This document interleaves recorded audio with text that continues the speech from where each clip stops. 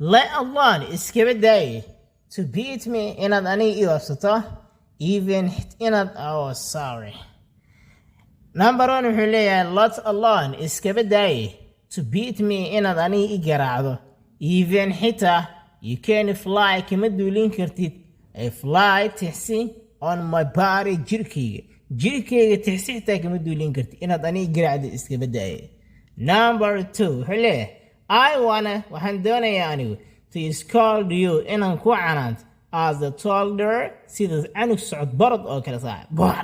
inaan ka hersiya halkaa anug socod barad oo kale inaan ku canaantaan rabaa laan fahamta yay aday ku taala isku taatawar marka number 3 wuxuu leeyahay numberka 3 why are you sweeting yourself maxaad isku micinaysaa adiga are you virgin lady gabar bikri ma tahay gabar bikri ma tahay meena gabdhaha loo talgalay inay suuru ismiciyaan alla are you a virgin lady gabar bikri ma tahay